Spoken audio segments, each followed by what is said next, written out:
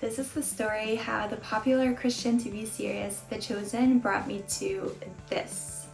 Opwekking. It's the biggest Christian festival in the Netherlands, and it hosts Christians from all different backgrounds.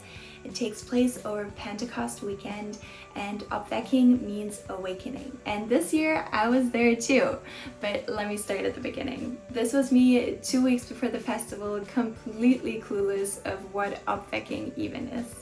I'm currently on a 1-year-long bike trip around Europe to meet Christians from all different backgrounds and denominations, and to show that we're one Christian family even though we might not agree on everything. So while I was in the Netherlands, my friend Lucas from Germany, who works for The Chosen, connected me with his Dutch colleague Dagmar. And I reached out to her because I love the show and I wanted to see if I could do an interview with her about the show. So she got back to me and she invited me to a big watch party that was going to take place at Opwekking, the festival, and I was like, that sounds amazing. How can I be part of this full festival experience? So long story short, within a couple of days, I was all set, and Dagmar and some amazing Christians who I met at the point where I was at that point in time all came together. They organized a tent for me and a car where I could have a spot in that would take me to the festival, so I didn't have to take my bike and all my expensive camera stuff.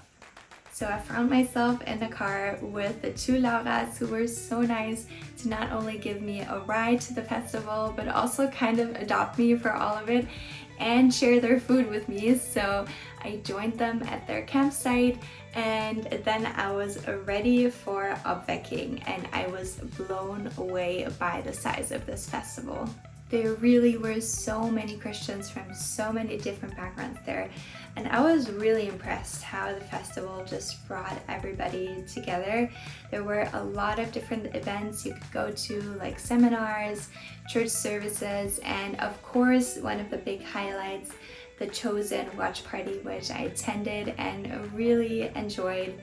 And I have to say, I really liked all of it, but I dropped the ball a little bit when it comes to actually filming and like taking you around with me. I feel like I should have interviewed more people, but looking back now, like, I tried to be as honest as possible on this channel about this whole process, and at that point of time I'd been traveling for 3 months and I just felt exhausted from the pressure of having to film everything I was experiencing 24/7. It was just a lot to deal with. Now I'm more used to it, but yeah, that's why looking back I didn't film as much as I could have. But one fun thing that happened, I was just sitting in front of my tent and suddenly somebody, like a head popped out behind a camper van, and somebody was like, hey, do you want a pancake? And 5 minutes later I had like 5 new friends. And I also saw a guy strolling around the festival in wooden shoes, and I was like, that's so cool. I didn't know people actually did that. I had never seen that before in the Netherlands. So I really had a great time there. The big thing which everybody kept talking about though was the Pentecost singing on Sunday. And it was not just the people from the festival, but also thousands of visitors from different churches in the Netherlands that came just for that Sunday. And it was this huge area that filled up with all these people.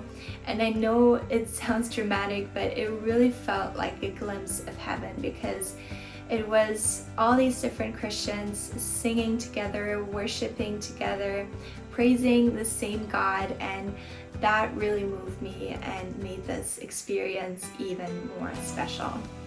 I also got to sit down with Dagmar to hear more about The Chosen.